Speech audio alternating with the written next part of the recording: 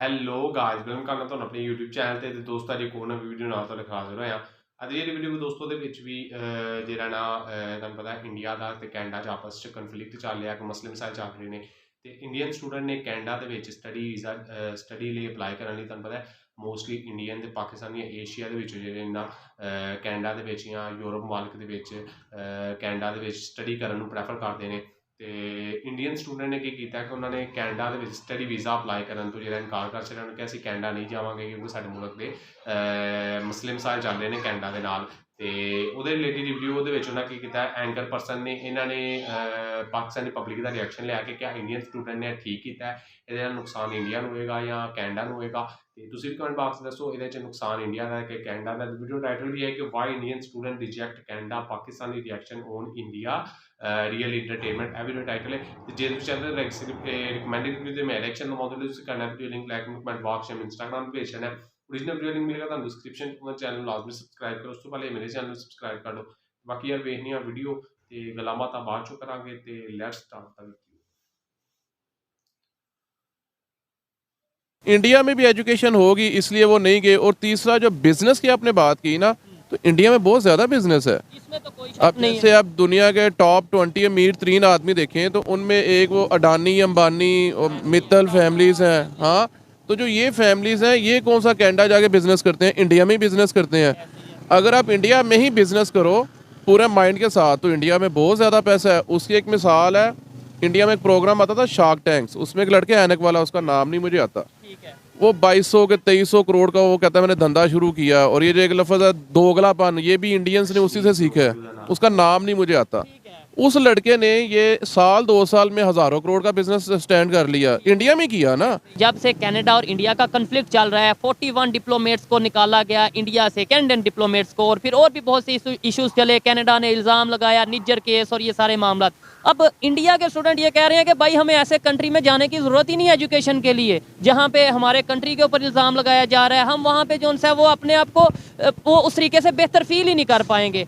पाकिस्तान में ड्रैगन का रेट है 2500 रुपये पर केजी। कल मुझे कमेंट्स में एक भाई बता रहे थे कि इंडिया में 30 रुपये का है, लेकिन पाकिस्तान में 2500 रुपये पर केजी है। इंडिया में 30 रुपये पर केजी है। एक रिवर में एक मुस्लिम ने, एक हिंदू ने, एक क्रिश्चियन ने और एक सिख ने छलांग लगा दी। अब मुसलमानों का अल्लाह, हिंदुओं का राम और क्रिश्चियन का जीसस और सिख लोगों का बाबा जो भी गुरु नानक है वो, अब ये किसे बचाएंगे। आज वो जो है उनमें यूनिटी भी आ गई, उनमें टेक्नोलॉजी भी आ गई, और इवन हिंदू मुस्लिम वहाँ पे ज़्यादा मतलब बड़ी तादाद में है। जो 2 नेशन थ्योरी वाला कंसेप्ट था वो भी उन्होंने जो उनसे रिजेक्ट करके दिखाया। वो एजुकेशन, फिर वही बात है, एजुकेशन को आप कभी साइड पे कर ही नहीं सकते। वो एजुकेटेड है, सीधी सी बात है। और उनका लेवल ऑफ एजुकेशन हम लोगों से बहुत अच्छा है। इवन दो उनका 8 क्लास का स्टूडेंट जो है ना, हमारे सेकंड ईयर की जो मैथ्स प्रॉब्लम्स हैं वो सॉल्व कर लेगा। उनके पास एजुकेशन है और दूसरा रट्टा सिस्टम नहीं है। हमारे यहाँ पे रट्टा सिस्टम है, हमारे यहाँ ना दिमाग बंद है। ये जो पाकिस्तान कलमे के नाम पे बना है ये हमें सिखाया गया है। और एक बड़ा देर से स्लोगन पढ़ता आ रहा हूँ, पाकिस्तान नूर है और नूर को जवाल नहीं। तो मेरे माइंड में आया कि 71 में तो जवाल आ गया था जब बांग्लादेश अलहदा हो गया था। आपके मतलब मैं पपाया सेल करता हूँ, तो पहले 2013 से पहले इंडिया से ही पपाया करता था। बाद में यहाँ पे कल्टीवेट होना शुरू हो गया और पपाया आहिस्ता आहिस्ता पाकिस्तान में है, लेकिन पहले इंडिया से ही आता था। और प्याज, टमाटर, इस तरह की चीज़ें इंडिया से ही आती हैं। आज प्याज कितना महंगा है, ऑलमोस्ट पाकिस्तान में इस टाइम सबसे महंगी चीज़ जो प्याज है 200 रुपये, 180 200 के कितने का। और अगर यही प्याज हम इंडिया से मंगवाएंगे तो ये आवाम को मिलेगा ऑलमोस्ट 100-120 रुपये किलो। कैसे। जी तो दोस्तों, मैं हूं सुहेब चौधरी और आप देख रहे हैं मेरा और आपका YouTube channel real entertainment TV. ये वीडियो बहुत ही ज़बरदस्त होने वाली है क्योंकि आज फिर हमारे साथ मीर अली ढिल्लू भाई मौजूद हैं। इनसे पहले भी एक इंटरव्यू किया और आप लोगों ने बहुत पसंद किया, ऑडियंस ने बहुत कहा कि भाई ऐसी पर्सनैलिटी को, ऐसे पाकिस्तानी को फिर से लेके आया जाए, बात सुनना चाहते हैं क्योंकि रैशनल बात करते हैं। टॉपिक ये है कि इंडिया और कनाडा का डिप्लोमेटिक कन्फ्लिक्ट चल रहा है और इसी कन्फ्लिक्ट को लेते हुए इंडियन स्टूडेंट्स ने ये डिसाइड किया है कि अब हम कनाडा 40% स्टूडेंट्स ने जो as compare to last year reject किया है कनाडा जाने के लिए स्टूडेंट वीज़ा के ऊपर। पाकिस्तानी पब्लिक इसके ऊपर क्या ओपिनियन रखती है, मीर अली ढिल्लू भाई इसके ऊपर क्या ओपिनियन रखते हैं कि आखिर क्या वजह है, वहाँ पे नेशन फर्स्ट है इंडिया में, जबकि पाकिस्तान की अगर बात करें तो पाकिस्तान में हर पाकिस्तानी ये कहता नजर आएगा कि जो करवा रहा है अमेरिका करवा रहा है, अमेरिका पाकिस्तान का सबसे बड़ा दुश्मन है। लेकिन आज किसी भी पाकिस्तानी से पूछ लें वो सबसे पहले कहेगा कि मैं अमेरिका जाना चाहता हूं। हमारे यहाँ पे इस तरीके से नेशन को प्रायोरिटी क्यों नहीं दी जाती, कंट्री को प्रायोरिटी क्यों नहीं दी जाती। अस्सलाम वालेकुम भाई। वालेकुम अस्सलाम। अच्छा, और सबसे पहले नमस्ते और सत श्री अकाल। मैंने लास्ट वीडियो देखी, उसमें काफ़ी ज़्यादा आपकी वीडियो से इंडिया में काफ़ी ज़्यादा व्यूअर्स हैं, तो बड़े अच्छे कमेंट्स किए दोस्तों ने, उसके लिए थैंक यू। और मेरे दिल में आया कि नेक्स्ट टाइम अपने जो मेरे हिंदू दोस्त हैं और जो दूसरे सिख दोस्त हैं उनको भी मैं ग्रीटिंग्स करूँगा। सो उनके लिए वंस अगेन नमस्ते एंड सत श्री अकाल। ये देखें, और आपने ये वीडियो जब देखेंगे नीचे कमेंट जरूर पढ़िएगा, आपने अस्सलाम भी ली, नमस्ते सत श्री अकाल भी बोला, वो इस चीज़ से कितना खुश होते हैं, मतलब ह्यूमैनिटी को प्रमोट किया। ये ग्रीटिंग्स हैं, ये इससे आपका रिलीजन का चेंज नहीं होता, ये ग्रीटिंग्स हैं, सीधी सी बात है। इधर ये लोग मतलब हमारे लोग मोस्टली इस बात को समझते हैं, जाहिल बड़े में इनको नहीं पता इन चीज़ों का, सिंपल सी बात है। हो गया। चले हम टॉपिक की तरफ आते हैं। आपको भी इस चीज़ की खबर होगी कि भाई जब से कनाडा और इंडिया का कन्फ्लिक्ट चल रहा है, 41 डिप्लोमेट्स को निकाला गया इंडिया से, कैनेडियन डिप्लोमेट्स को, और फिर और भी बहुत से इश्यूज चले। कनाडा ने इल्ज़ाम लगाया, निज्जर केस और ये सारे मामला। अब इंडिया के स्टूडेंट ये कह रहे हैं कि भाई हमें ऐसे कंट्री में जाने की ज़रूरत ही नहीं है एजुकेशन के लिए, जहाँ पे हमारे कंट्री के ऊपर इल्ज़ाम लगाया जा रहा है। हम वहाँ पे जो है वो अपने आप को वो उस तरीके से बेहतर फील ही नहीं कर पाएंगे, कंफर्टेबल फील नहीं कर पाएंगे। क्या कहना चाहेंगे उनका जो इंडियन स्टूडेंट्स का 40% जो इस दफ़ा रेशो ही कम हो गई है अप्लाई करने की। इंडियन स्टूडेंट्स को सल्यूट है, वो नेशन है। सबसे पहले उन्होंने नेशन की बात की, और दूसरे नंबर पे अगर उन्होंने कहा कि जी हम एजुकेशन के लिए कनाडा नहीं जाना चाहते, तो कनाडा से बेहतर एजुकेशन अब इंडिया में होगी, दैट्स वाई। आप मतलब हाँ, ये एक होगी वाला एक सवाल है, और ये ज़रूर जो देख रहे हैं वो ज़रूर बताइएगा कि क्या उस लेवल की एजुकेशन, नो डाउट वहाँ पे IIT पूरी दुनिया में इस टाइम उनका ये जो इंस्टीट्यूट है उसका नाम है, और भी बहुत से इंस्टीट्यूट्स होंगे, लेकिन एजुकेशन के साथ साथ और भी बहुत से मतलब स्टूडेंट वीज़ा पे जाते हैं, लेकिन जॉब के लिए, रोज़गार के लिए, बिजनेस के लिए तो 40% एप्लीकेशन ही कम हो गई हैं। क्या समझते हैं आप इसमें? पता क्या, एक तो उन्होंने वन नेशन थ्योरी इंडियंस ने यूज़ की, बड़ी अच्छी बात है। और अफसोस की बात है कि हम लोग नेशन नहीं बन सके अभी तक, एक चीज़ ये।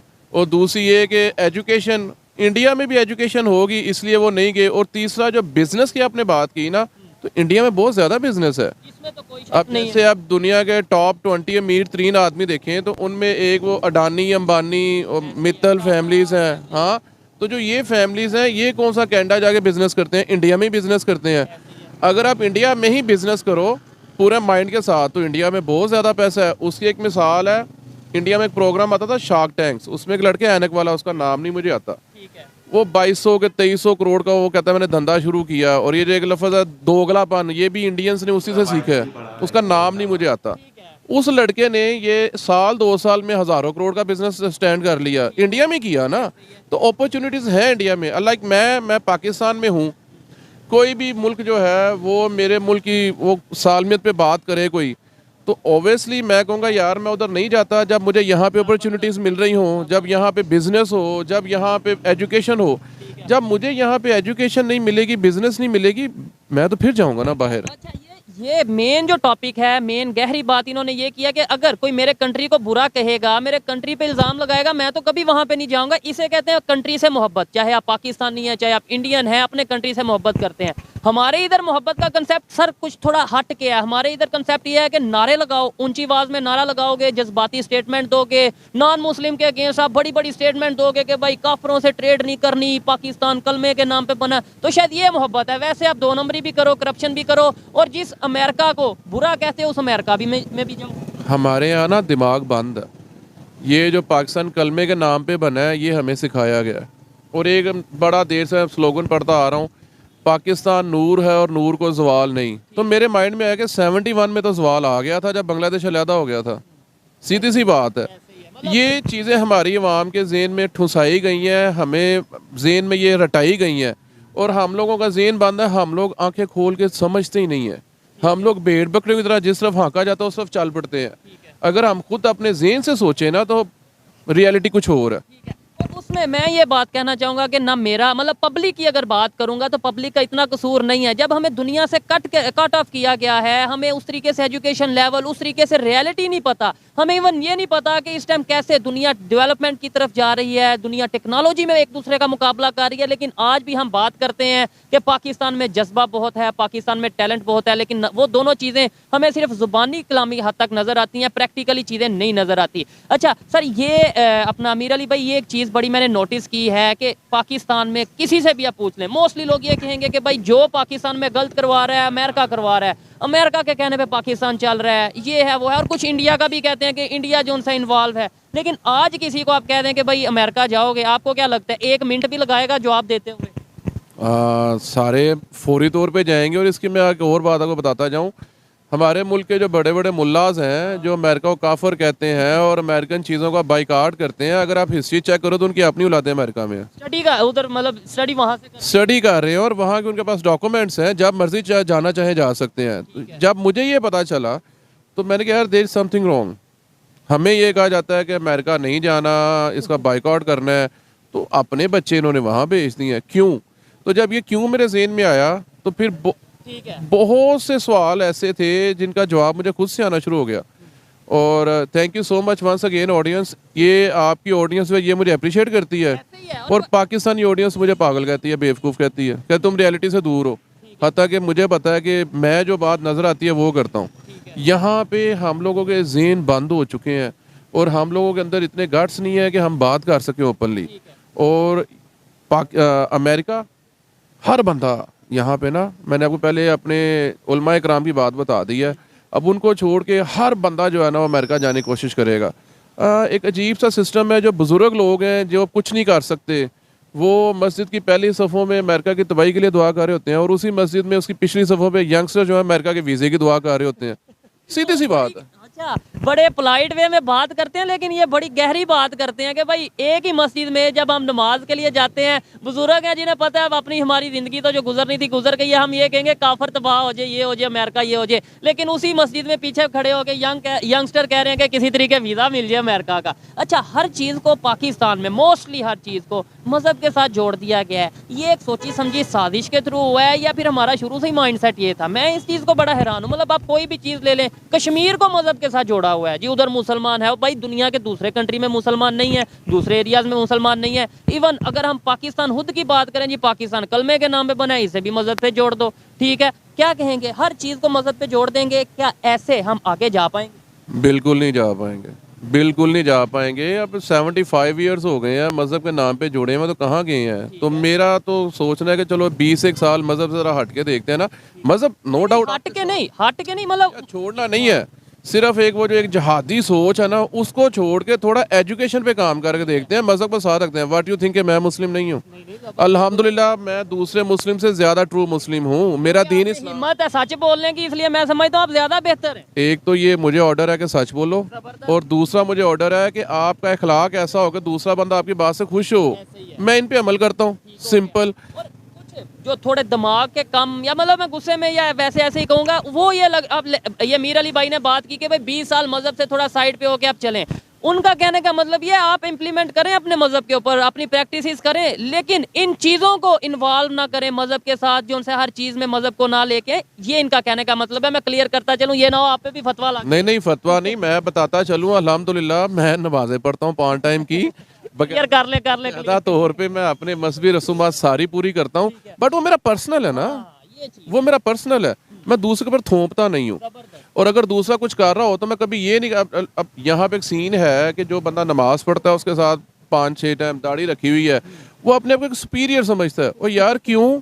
तुम अल्लाह मियाँ के मुंशी हो, अल्लाह मैंने तुमसे पूछ के दूसरे बंदे को बख्शना है। सारे बराबर हैं यार, पता नहीं तुम्हारी कबूल भी हो रही है कि नहीं। हम लोग जो कोई इबादत करते हैं ना तो उसको शो ऑफ करने की कोशिश करते हैं, एक्चुअल ये नहीं है। जिस इबादत को आप शो ऑफ करते हो वो आपकी कबूल ही नहीं होती, वो फारिग हो जाती है।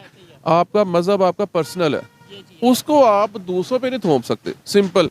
मैं ये कह रहा था कि मज़हब को पर्सनल रखें और थोड़ा सा माइंड खोल के ब्रॉड माइंड के साथ देखें, अपना विजन क्लियर करें और एजुकेशन के ऊपर काम करें, सिंपल। और इतना ही देख लें कि जिनको हम फॉलो करते हैं, सऊदीया की बात कर लें, इवन तुर्की की बात कर लें, वो किस तरीके से सारी दुनिया के साथ चल रहे हैं। वो टेक्नोलॉजी को साथ मतलब अपने साथ लेके आ रहे हैं, वो हर दुनिया के कंट्री के साथ ट्रेड कर रहे हैं, वो अपनी डील्स में मजहब को ला रहे हैं। वो तो इंडिया के साथ भी डील कर रहे हैं। उनमें जज्बा नहीं है। अच्छा, वो भी यानी सऊदीया वालों में जज्बा। पाकिस्तानी अवाम में जज्बा ज्यादा है, उनमें जज्बा नहीं है, डेट्स पे तरक्की कर रहे हैं। ठीक हो गया। सिंपल सी बात। बेहतरी कैसे आएगी क्या? और बड़ी बात ये देखने वाले भी जरूर बताएं, हम इस चीज को लेके थोड़ा सा परेशान हैं कि मतलब हम ये बातें करते हैं, ज्यादातर ऑडियंस इंडिया से या दूसरे कंट्री से हमें देखती है, पाकिस्तान के लोगों तक ये बात कैसे पहुंचाई जा सकती है? स्कूल्स, कॉलेजेस, यूनिवर्सिटीज में ये चीज़ें कैसे बताई जा सकती हैं कि यार खुदा के लिए मजीद पाकिस्तान के मजाक ना बनाओ, पाकिस्तान के बारे में सोचो। और ये तभी होगा जब हम रियलिटी जानेंगे। ये कैसे? जब रियलिटी जानेंगे और सबसे पहले हमारी कौम के अंदर इत्तेहाद होगा। हमारी कौम में इत्तेहाद भी नहीं है। हम लोग कौम थोड़ी हैं, हम लोग तो एक हजूम है, एक क्राउड है। सिंपल सी बात है। ठीक हो गया। हम 1947 में अगर बात करें, आज हम ये कह रहे हैं यानी आप कह रहे हैं, और मैं भी इस चीज़ को समझता हूँ कि भाई आपने ये बोला कि भाई इंडिया में इस टाइम यूनिटी है, वो नेशन को फर्स्ट रखते हैं, ठीक है, और हम में इत्तेफाक नहीं है, यूनिटी नहीं है। ये कैसे हो गया? 73 साल में उन्होंने कौन सा ऐसा कुछ मतलब ऐसा कुछ खाया, कोई ऐसा कौन सा उन्होंने दम दरूद किया जिसकी वजह से आज वो जो सा उनमें यूनिटी भी आ गई, उनमें टेक्नोलॉजी भी आ गई, और इवन हिंदू मुस्लिम वहाँ पे ज़्यादा मतलब बड़ी तादाद में है। जो 2 नेशन थ्योरी वाला कंसेप्ट था वो भी उन्होंने जो सा रिजेक्ट करके दिखाया। वो एजुकेशन, फिर वही बात है, एजुकेशन को आप कभी साइड पे कर ही नहीं सकते। वो एजुकेटेड है, सीधी सी बात है, और उनका लेवल ऑफ एजुकेशन हम लोगों से बहुत अच्छा है। इवन दो उनका 8 क्लास का स्टूडेंट जो है ना, हमारे सेकेंड ईयर की जो मैथ्स प्रॉब्लम्स हैं वो सॉल्व कर लेगा। वो उनके पास एजुकेशन है, और दूसरा रट्टा सिस्टम नहीं है। हमारे यहाँ पे रट्टा सिस्टम है। सिंपल एक रट्टा लगवाया जाता है और उससे हम लोग कुछ हासिल नहीं करते। अनफॉर्चुनेटली मैं बड़ी माज़रत चाहूँगा, जो हमारे उलमा कराम और हमारे हाफिज़ कुरान है वो भी रट्टा सिस्टम है, और जो हमारे स्कॉलर्स हैं, जो पढ़े लिखे तबका है, वो भी रट्टा सिस्टम है। तलीम जो है वो आपको थोड़ी ना कहती है कि आप रट्टा लगा लो, एक डिग्री ले लो। नहीं, तलीम आपकी एक तरबियत करती है, आपका दिमाग खोलती है, आपको सलीका देती है और आपको तमीज़ देती है। अगर आप एजुकेटेड हैं और आप में तमीज़ नहीं है, आप में हौसला नहीं है, तो फिर आप एजुकेटेड नहीं है। वो नाम क्या एजुकेटेड है? अच्छा मीर अली भाई, आपने बातें की, पहली वीडियो में भी की, तो लोगों ने बड़ा अप्रिशिएट किया। उन्हीं लोगों ने, उन्हीं इंडियंस ने जिनका पाकिस्तान में बताया जाता है ये तो नफरत करते हैं, आपने फिर देखा कैसे उन्होंने मोहब्बत की। कैसे ये चीज़ पाकिस्तान में हम आम करें, सोशल मीडिया के यूज़ के थ्रू कैसे people to people, public to public connection करें, इंडिया के लोग हमें थोड़ा गाइड करें, हम उनसे सीखें। ये इन्वायरमेंट ऐसे बनाया जा सकता है। मेरे ख्याल से तो देखें हम कोशिश कर रहे हैं। पाकिस्तानी अवाम को ना बगावत करनी होगी अपने मुल्ला से। मुल्ला जिस तरफ चलाते हैं ना, उन्हें कहना होगा यार 75 ईयर्स आपके पीछे चले हैं, अब हमें इंडिपेंडेंस चलने दो, अब हमें अपने दिमाग से चलने दो। तो जब हम अपने दिमाग से चलेंगे ना, तो इंशाल्लाह हम भी तरक्की करेंगे। और ये चीज़ हमने बांग्लादेश में देखी है। शायद उन्होंने ये बोला है कि भाई मौलाना हजरात मस्जिद में काम करें, पॉलिटिशियंस जो है अपनी असम्बलियों में काम करें, जो अदारे हैं वो अपनी अपनी जगह पे काम करें, और मुल्क तरक्की करता है। यही उसने कहा था ना, ऐसे ही है। हम लोग सिंपल यही है कि मुल्लास को छोड़ें, ये जो हमारे ग्रुप बने हुए हैं ना, अच्छा हमें इत्तेफाक नहीं है।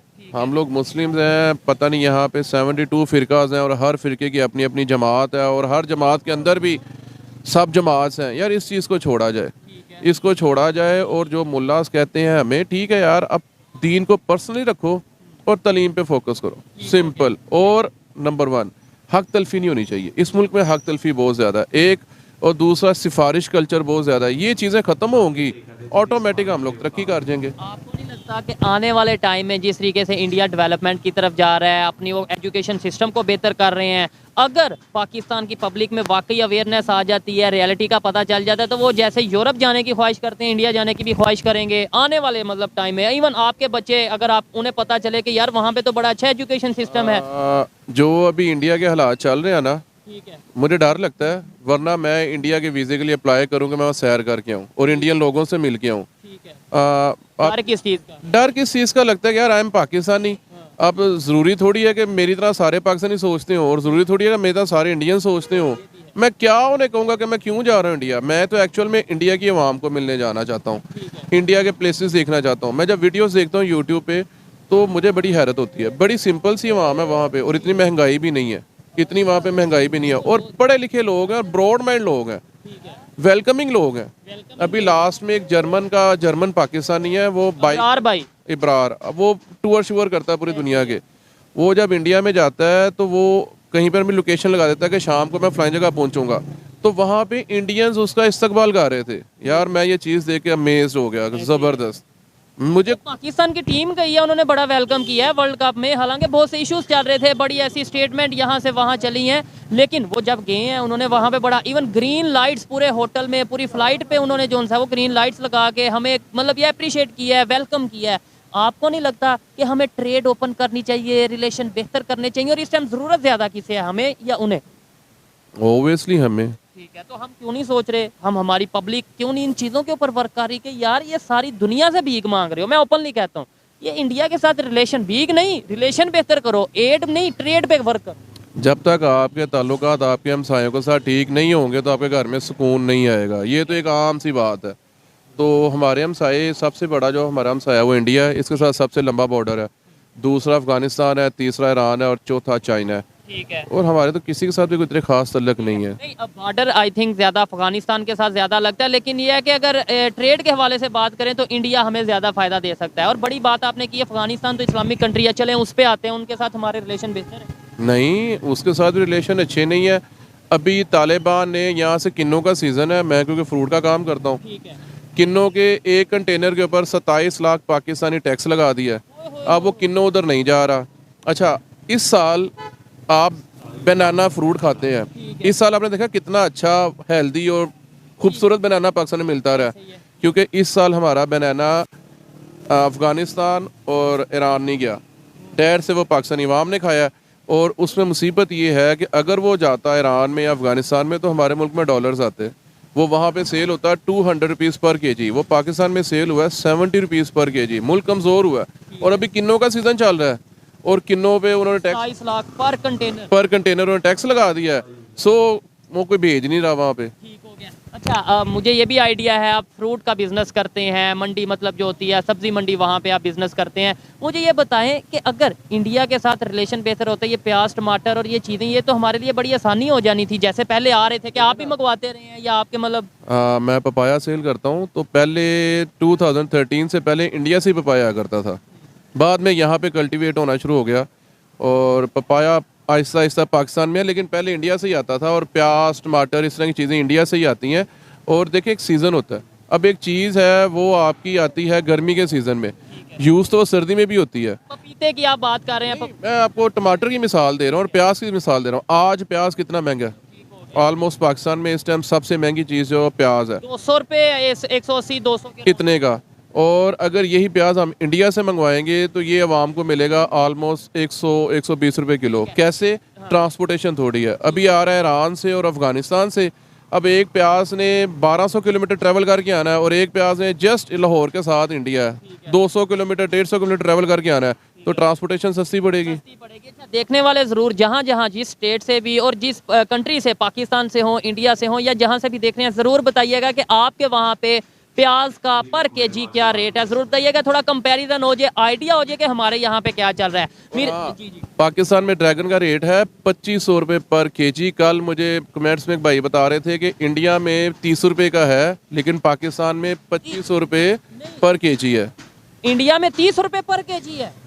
फिर जरूर बताइएगा, इतना फर्क नहीं सर हो सकता। अगर किसी भाई को ड्रैगन फ्रूट की आप बात कर रहे हैं? हाँ, ड्रैगन फ्रूट, अगर किसी भाई को इसका रेट कंफर्म करना होगा तो मैं कमेंट्स में ही जाकर ना लिंक भी शेयर कर दूंगा। ठीक हो गया, जबरदस्त। ठीक है जी। ऐसे ही है जी, मैं बड़ा हैरान हुआ हूँ। यहाँ पे तो रेट ये है, लेकिन वहाँ पे 30 रुपया, ये आपने जरूर बताना है। अच्छा लगा मीर अली भाई से बात करके। कहना चाहूँगा, पाकिस्तान से करप्शन खत्म होनी चाहिए। ठीक है, ये तो सबसे पहली बात। जब करप्शन खत्म होगी ना, ये करप्शन अवाम ने खत्म करनी है। इंसाफ होना चाहिए। जब इंसाफ होगा, करप्शन खत्म होगी तो ऑटोमेटिक इंसाफ होगा। ठीक है। हमारी अवाम का माइंड करप्ट है। माइंड पता कैसे करप्ट है? अब मैं यहाँ पे हूँ, मैंने रात को जाना कहीं दूर, तो मैं बस वाले को फ़ोन कर दूंगा, बोलूँगा यार मेरे लिए सीट रखनी है, वो बोलेगा यार सीट नहीं है। मैं कहूँगा यार बात सुनो, टिकट 700 का ना, मैं तुम्हें 800 दूंगा, मेरे लिए सीट रखना है। यार वो किसी और को उठा के मुझे बिठा देगा। ये भी करप्शन है। हमें इस लेवल तक अपने को क्लियर करना होगा, साफ करना होगा, तो ऑटोमेटिक हम लोग यहाँ पे इंसाफ होगा।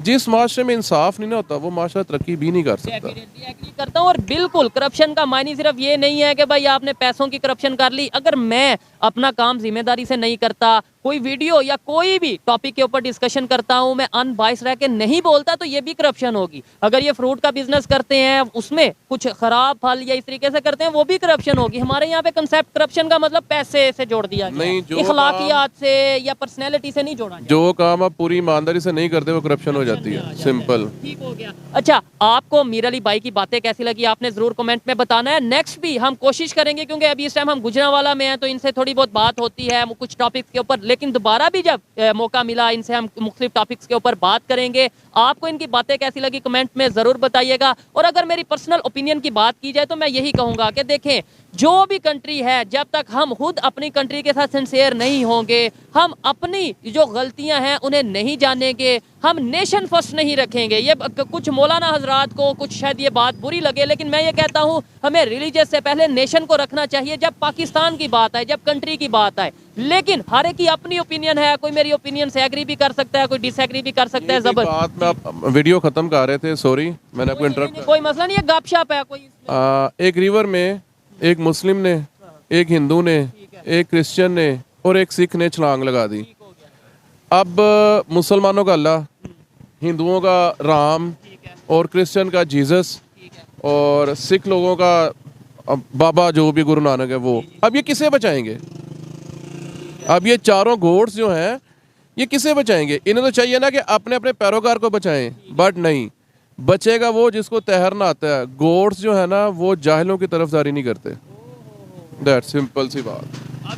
ये बात बड़ी सोचने वाली है, और इसके ऊपर कुछ लोग मतलब या इसके ऊपर भी क्रिटिसाइज करेंगे, लेकिन ये है ज़्यादा बात को बढ़ाते नहीं है, यहीं पे वाइंड अप करते हैं। कमेंट में ज़रूर बताइएगा इनकी बातें कैसी लगी, मेरी बातें कैसी लगी, और आप इस सब डिस्कशन के ऊपर क्या ओपिनियन रखते हैं, ये सब बताइएगा। मिलते हैं नेक्स्ट वीडियो में, तब तक के लिए पीस आउट, अल्लाह हाफिज़।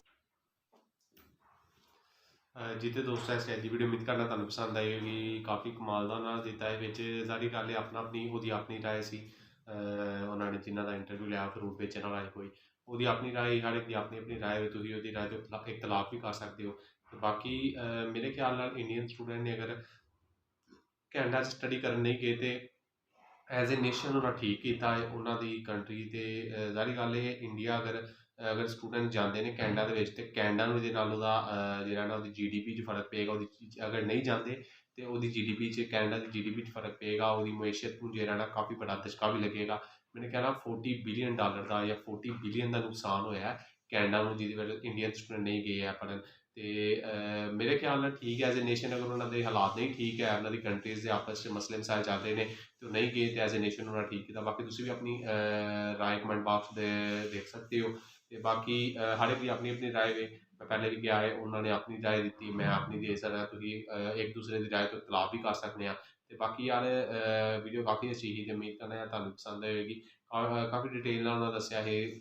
ਤੇ ਬਾਕੀ ਕਈ ਚੀਜ਼ਾਂ ਹੈ ਨੇ, ਜਿਸ ਤਰ੍ਹਾਂ ਉਹ ਕਹਿ ਰਹੇ ਹਨ ਕਿ ਪਿਆਜ਼ ਜਿਹੜਾ ਉਹ ਈਰਾਨ ਤੋਂ ਆ ਰਿਹਾ, ਉਹ ਕਾਫੀ ਜ਼ਿਆਦਾ ਸੀ, ਯਾਨੀ ਪਾਕਿਸਤਾਨ ਤੇ ਈਰਾਨ ਦਾ ਜਿਹੜਾ ਸਫ਼ਰ ਹੈ ਕਾਫੀ ਜ਼ਿਆਦਾ ਲੰਬਾ ਹੈ। ਲੇਕਿਨ ਅਗਰ ਉਹੀ ਪਿਆਜ਼ ਜਿਹੜਾ ਇੰਡੀਆ ਦੇ ਕੋਲੋਂ ਜਾਂ ਇੱਥੋਂ ਮੰਗਾਇਆ ਜਾਏ ਤਾਂ ਉਹ ਸਸਤਾ ਮਿਲ ਸਕਦਾ ਹੈ। ਤੇ ਕੁਝ ਚੀਜ਼ਾਂ ਤੋਂ ਮੈਂ ਉਹਨਾਂ ਦੀ ਜਿਹੜਾ ਨਾ ਯਾਨੀ ਉਹਨਾਂ ਦੀ ਜਿਹੜੀਆਂ ਚੀਜ਼ਾਂ ਨੇ ਜਾਂ ਕੁਛ ਉਹਨਾਂ ਦੀਆਂ ਗੱਲਾਂ ਬਾਤਾਂ ਜਾਂ ਕੁਛ ਉਹਨਾਂ ਤੋਂ ਮੈਂ ਕਰਨਾ ਮੁਤਫਿਕ ਵੀ ਹਾਂ, ਤੇ ਕੁਛ ਮੈਂ ਇਖਤਲਾਫੇ ਰਾਏ ਵੀ ਰੱਖਣਾ। ਬਾਕੀ ਤੁਸੀਂ ਵੀ ਦੱਸੋ ਕਿ ਇੰਡੀਅਨ ਸਟੂਡੈਂਟ ਦਾ ਇਕਦਾਮ ਕੈਸਾ ਹੈ, ਤੇ ਪਾਕਿਸਤਾਨ ਨੂੰ ਇੰਡੀਆ ਨਾਲ ਟ੍ਰੇਡ ਕਰਨੀ ਚਾਹੀਦੀ ਹੈ ਕਿ ਨਹੀਂ ਕਰਨੀ ਚਾਹੀਦੀ। ਤੇ ਬਾਕੀ ਉਮੀਦ ਕਰਨਾ ਯਾਰ ਵੀਡੀਓ ਤੁਹਾਨੂੰ ਪਸੰਦ ਆਏਗੀ। ਜਿਸ ਚਾਹੁੰਦੇ ਤੁਹਾਡੇ ਕਿਸੇ ਰਿਕਮੈਂਡਡ ਵੀਡੀਓ ਤੇ ਮੈਂ ਰਿਐਕਸ਼ਨ ਦਵਾਂ, ਉਹਦੇ ਲਈ ਸਕੈਨ ਵੀਡੀਓ ਲਿੰਕ ਲੈ ਕੇ ਕਮੈਂਟ ਬਾਕਸ ਵਿੱਚ ਇੰਸਟਾਗ੍ਰਾਮ ਪੇਜ ਕਰਨਾ, ਓਰੀਜਨਲ ਵੀਡੀਓ ਲਿੰਕ ਮਿਲੇਗਾ ਤੁਹਾਨੂੰ ਡਿਸਕ੍ਰਿਪਸ਼ਨ 'ਚ। ਉਹਨਾਂ ਦੇ ਚੈਨਲ ਲਾਜ਼ਮੀ ਸਬਸਕ੍ਰਾਈਬ ਕਰੋ। ਉਸ ਤੋਂ ਪਹਿਲੇ ਮੇਰੇ ਚੈਨਲ ਨੂੰ ਸਬਸਕ੍ਰਾਈਬ ਕਰੋ। ਬਾਕੀ ਯਾਰ ਮਿਲਦੇ ਨੈਕਸਟ ਵੀਡੀਓ 'ਚ। ਅੰਦਰ ਆਪਣਾ ਖਿਆਲ ਰੱਖੋ। ਅੱਲਾਹ ਹਾਫਿਜ਼।